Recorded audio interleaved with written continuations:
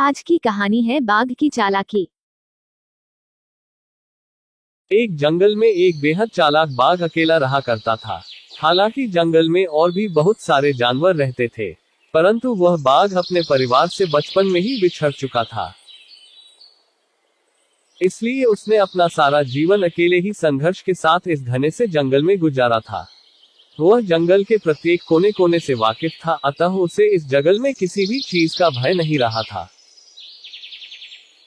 वह सारे जंगल में अकेले घूमता और जब जरूरत पड़ती अपने खाने की व्यवस्था कर ही लेता। कहते हैं ना कि पारिवारिक व्यक्ति की घर की जिम्मेदारी ही उसी की जिंदगी से उस गुमराह कर देती है, क्योंकि वह हर वक्त अपने परिवार के सदस्यों के बारे में ही सोचता है। अगर वह कुछ खाना अकेले भी खाता है तो उससे वह खाना ये सोचकर हजम नहीं हो पाता कि उसके घर वाले भूखे रह जाएंगे और उसका पेट भर जाएगा।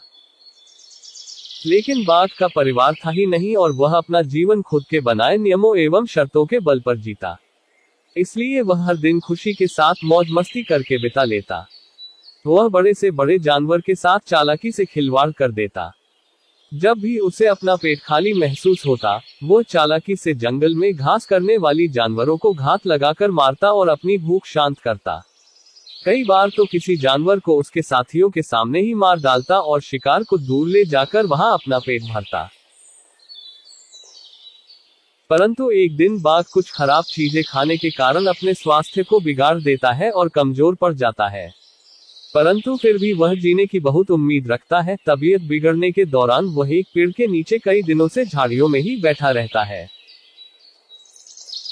एक दिन वहां से कुछ सुअर और उसके बच्चे भोजन की तलाश में घूमने निकलते हैं, तो सुअर की नजर एक बाघ पर पड़ती है और वह अपनी माँ को बताता है कि माँ, पेड़ के नीचे झाड़ियों में एक बाघ बैठा हुआ है, जिसका हम शिकार करके अपने रात्रि का भोजन आराम से कर सकते हैं।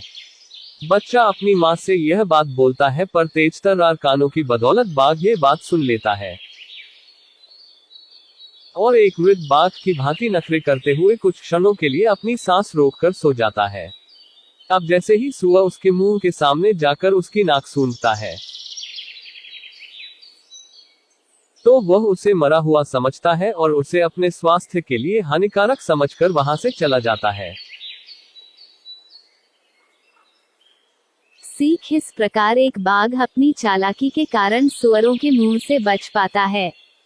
हमें भी हमेशा मुश्किल वक्त पर अपनी बुद्धि का सही प्रयोग कर ऐसे निर्णय लेने चाहिए जिससे हम खुद की सुरक्षा कर सके।